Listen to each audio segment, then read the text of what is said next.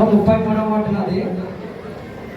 ఇంతకుముందు నేను వైసీపీలోనే ఉండేటండి.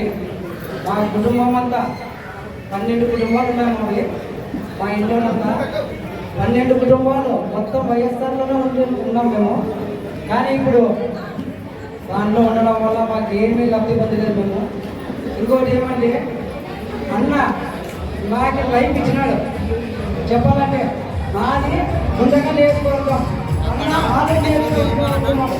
కానీ అన్న వాళ్ళు చేసి తీసుకొని దగ్గర నుంచి ఇక్కడి నుంచి నన్ను రమేష్ మేమున్నాం రా అని చెప్పేసి మాకు ఒక భరోసా ఇచ్చి మాకు ఈరోజు వరకు కానీ మాకు వెన్నట్టు ఉండి మమ్మల్ని ఎంకరేజ్ చేసి ఇంత చేస్తున్న మా అన్నకి మేమేం చేయాలనుకున్నాం అనుకుంటే ఇదే మేము ఒక గిఫ్ట్ ఇవ్వాలనుకుంటున్నాము.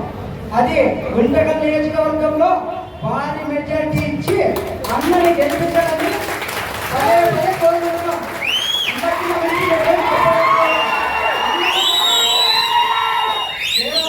ఇంత బిజీలో ఉండి మా కోసం వచ్చినందుకు అన్న నీకు ఎల్లవేళ ఎప్పుడు కానీ మీ వెంట ఉండి మేము నడుస్తామన్నా.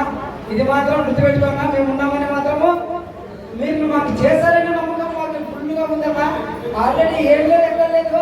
జయరామని చూస్తానో లేదో నేను కలుస్తానో లేదో అనుకున్నా. నేను ఈరోజు జయరామన్న పక్కన నిలబడి ఫోటో దిగుతున్నానంటే ఇంతకిన్న నిదర్శనం ఏమి లేదు. ఇంకా నాకు ఒక లైఫ్ ఇచ్చినానన్నా. నేను జయరామన్న అంటే ఏదో అన్న అక్కడ ఉంటాడు, మనం ఉండేది ఇక్కడ కదా, ఏమిలే అన్నని ఎక్కడ కలిసలేదు మేము అనుకునేవాడిని. నేను ఈరోజు జయరామన్న పక్కన నిలబడి ఏదో ఆయన దయచేసి నాకు ఈ అవకాశం ఇచ్చినాడు. నేను ఈ మాత్రం నేను ఖచ్చితంగా చేసుకుంటాను. అన్నను మాత్రము ఖచ్చితంగా భారీ మెజార్టీతో గెలిపిస్తాము.